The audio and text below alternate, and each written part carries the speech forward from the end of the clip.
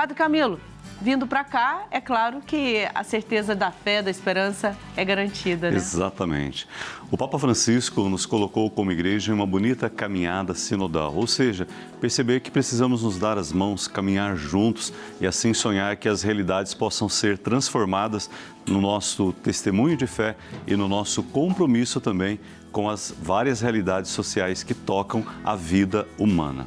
É preciso aprender a escutar com o coração, discernir, se despir às vezes de opiniões já pré-formadas e se abrir para algo novo. Só assim realmente a transformação acontecerá. Por isso nós vamos falar agora de um tema muito importante, sobre a sinodalidade e a política, a democracia e o bem comum. Este ano é um ano eleitoral, um momento muito importante para o nosso país e que exige o compromisso de todos os cidadãos. E para falar um pouquinho sobre a sinodalidade política, nós vamos acolher o Jardel Neves Lopes, que é secretário executivo do Cefep, Centro Nacional de Fé e Política, Dom Helder Câmara. Jardel, bom dia, bem-vindo ao Bênção da Manhã. Uma alegria ter você aqui partilhando e conversando conosco. Bom dia, Padre Camilo. Bom dia a todos que nos acompanham pela TV Aparecida. É uma satisfação muito grande participar desse programa com vocês, com esse tema que é tão pertinente hoje, tanto para a igreja quanto para a sociedade. Jardel, fala um pouquinho para a gente, o que é sinodalidade e o que é esta sinodalidade presente também neste momento das eleições. Muito bem. Desde o Papa Francisco nos convocou, enquanto igreja, para discutir o modo de caminhar juntos. Sinodalidade nada mais é do que caminhar juntos. Por isso que ele convoca um sínodo, mas um sínodo que não escute apenas os bispos, os cardeais, a hierarquia da igreja, mas que parta principalmente de processo de escuta desde as bases, desde as comunidades. Esse foi um método, um modo novo dele poder escutar as comunidades lá atrás. Esse sínodo que está nesse momento em fase de implementação na igreja, ou seja, de caminhar juntos. E aí, quando nós falamos de caminhar juntos, quando nós falamos de também sinodalidade e democracia, isso tem muito a ver, porque democracia é a participação do povo, é a participação das pessoas no exercício da cidadania, da sociedade, discutindo e decidindo juntos os rumos da sociedade. Então, quando o Papa diz assim que a sinodalidade, quando ela é orientada pelos princípios do Evangelho, da doutrina social da Igreja, ela pode ser uma voz profética. Por quê? O segredo está no processo de escuta das pessoas. Não há sinodalidade, não há caminhada junto, sem que todos se escutem, onde a Igreja escuta. E aí, essa escuta, disse o Papa, principalmente precisa escutar os mais pobres, precisa escutar os marginalizados, precisa escutar os excluídos, aqueles que normalmente ninguém os escuta, normalmente não tem voz, E é em todos os aspectos aqui. Então isso tem muito a ver e isso diz muito para a política. A política que se preze pelo bem comum, a política que se preze pela garantia de direitos, pelos direitos humanos, pelas políticas públicas, elas precisam escutar as pessoas, elas precisam escutar principalmente aquelas e aqueles às quais são os destinatários da política pública, são os destinatários do exercício do bem comum. Então isso é muito importante, por isso que o Papa disse que quando nós conseguimos fazer com que a igreja seja essa voz profética, que a igreja escute os povos, que a igreja escute os fiéis, ela também pode se posicionar profeticamente em prol do bem comum, em prol da sociedade. Isso está lá, tanto nos números 47 do documento final do Sínodo, quanto no número 153 do documento final do Sínodo. Perfeito. Que diz que, ao posicionar profeticamente, ela ajuda a abrir novos caminhos também, tanto para a democracia quanto para a economia. Então, isso é muito importante no tempo das eleições, escutar o povo. Isso. Hoje a gente vive um cenário político muito polarizado. Em vez das pessoas serem partidos que apresentam propostas e a partir das propostas as pessoas abraçam conjuntamente, não. Acaba sendo uma disputa que acaba virando até uma ideologia, em vez de uma política pensada em favor de todo o povo, com esse olhar principalmente aos menos favorecidos. A bonita atitude que o sínodo pede é escutar para depois decidir. Como esta escuta sinodal pode ajudar, né, a população a superar esta polarização política tão forte nos dias atuais? Acho que é importante a gente perceber porque a escuta ela desarma, né? Primeiramente isso, as polarizações elas acontecem porque os ânimos se inflamam, né? As pessoas se inflamam e se isolam quando esses ânimos se inflamam. Então é importante a gente perceber isso. Quando há um processo de escuta, a escuta desarma, porque quando a gente vai ouvir a versão do outro, a história do outro, a vida do outro, e perceber que nessa história, nessa vida, tem coisas muito mais aproveitáveis do que divisões, do que segregações, do que polarizações. Então, o processo de escuta, ele desarma as pessoas e até, né, chegar o momento dela responder, se ela consegue escutar bem, escutar a versão do outro, ela consegue desarmar e colocar outras questões ao invés de colocar respostas agressivas. Então, o Papa Francisco traz também uma imagem na encíclica Evangelho Gaudium, sobretudo número 236, que é a imagem do poliedro, né?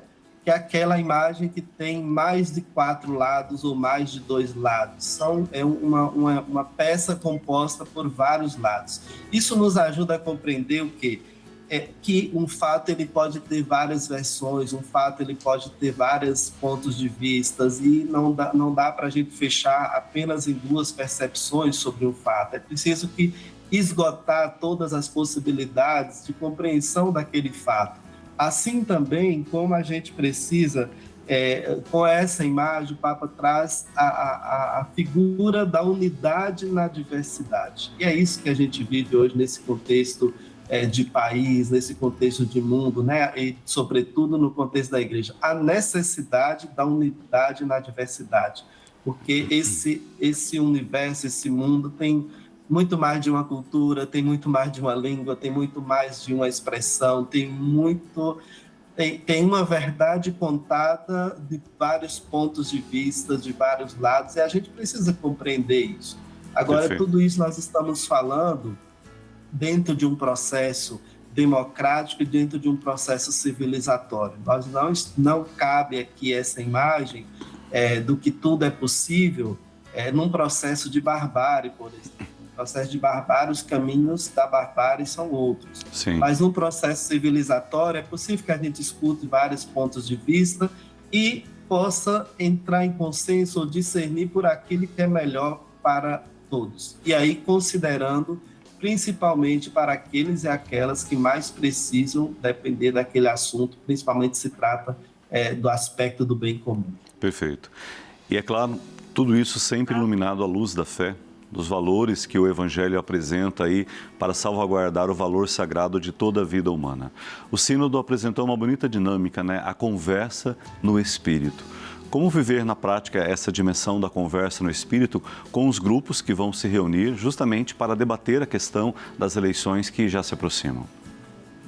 Exatamente, acho que tu toca no ponto que e tudo isso precisa partir do Evangelho. E o Evangelho, ele é inclusivo, o Evangelho ele é desafiador, porque ele coloca aqueles que estiveram à margem e que a sociedade, o templo e tudo colocou, a política colocou à margem, e traz para o centro e diz, olha, esses aqui também são importantes, esses aqui precisam de vida e vida em abundância, é preciso que todos tenham a vida em abundância. Então o Evangelho nos traz isso. E a conversa no Espírito, né, aí inserida no processo do caminho sinodal, é um processo que, como eu disse antes, nos desarma, porque nos possibilita escutar o outro sem julgar. Acho que esse é um grande desafio para nós. Escutar o outro sem julgar. Conversa no Espírito, principalmente na dinâmica dos encontros, desse subsídio, ele traz, primeiro, que a gente possa refletir sobre o que a gente ouviu e viu antes de falar.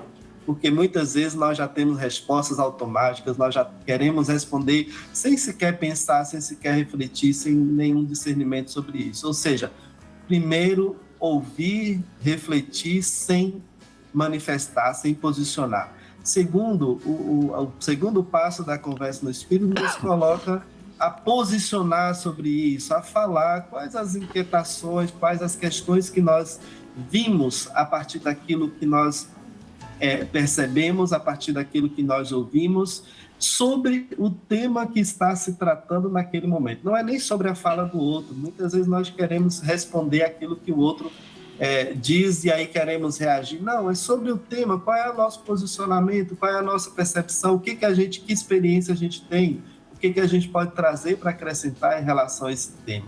E aí, sem interromper o outro, sem interferir na fala do outro, sem atacar o outro nesse processo. Por isso que é uma dinâmica de conversa, não é uma dinâmica de debate, de ataque, de confronto nesse sentido aqui em relação ao outro. É em relação ao tema que é necessário. E, por fim, a gente é chamado, dentro dessa mesma dinâmica, no terceiro momento, é chamado a perceber o que há de consenso, o que há de convergência nessa conversa, onde que a gente se encontra e também onde que a gente não se encontra, para que a gente possa perceber que há muitas convergências, há muitos pontos de encontros e que a gente não precisa focar naquilo que é a divergência, sobretudo, né? Então, é perceber o ponto de vista do outro, acolher o ponto de vista do outro não significa aceitar o ponto de vista do outro, sim, mas perceber, respeitar e colocar o seu ponto de vista, sem interromper o outro e sem ser interrompido. Isso é muito importante. Isso implica, não é só numa conversa, isso implica no acesso aos direitos. O direito do outro, o meu direito começa quando termina o direito do outro, nessa velha frase que a gente costuma refletir. Sim. Então, isso é importante para a gente.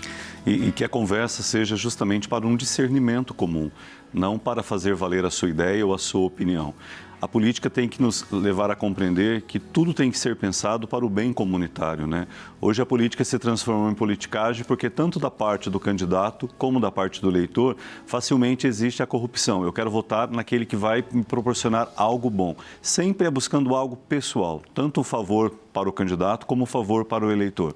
Como nessas conversas, né, nos grupos de reflexão, a gente superar isso e ter um olhar muito maior. Quais são as propostas que realmente vão trazer um bem para toda a comunidade? Aquilo que vai favorecer a comunidade e vai melhorar a vida da comunidade. Jamais pensando no favor pessoal, mas pensando sempre no bem comum.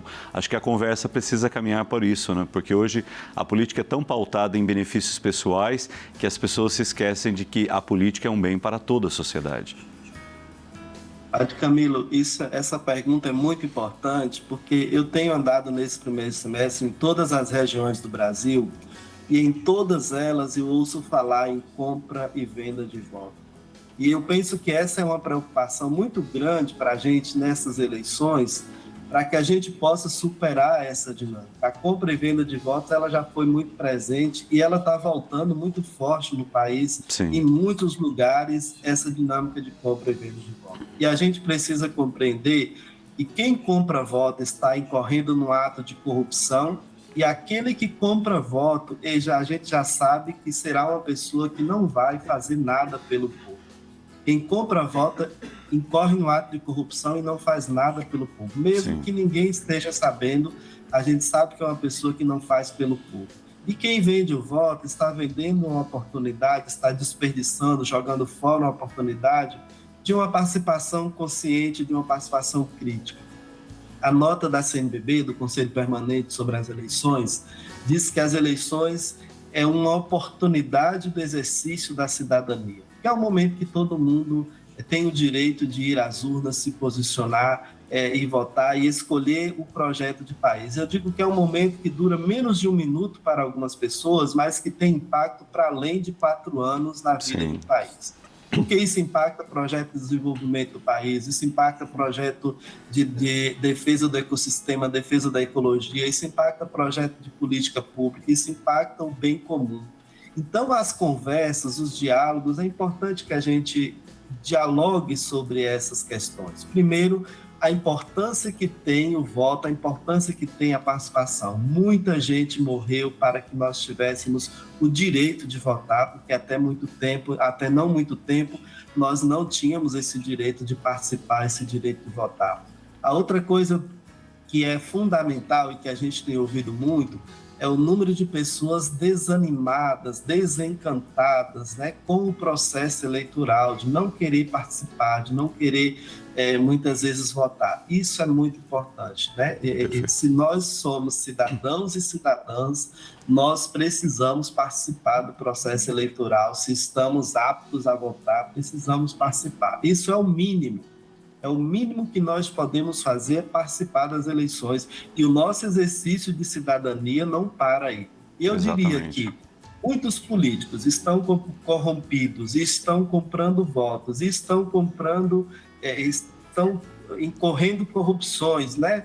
Exatamente porque muitos cristãos e muitas cristãs, falando aqui especificamente do público católico e cristão católico, não participam para além do voto. Nós precisamos ir além do voto. Nós acompanhar, né? Estar mais presente aí junto àqueles que assumiram a função de zelar pelo bem comum da sociedade.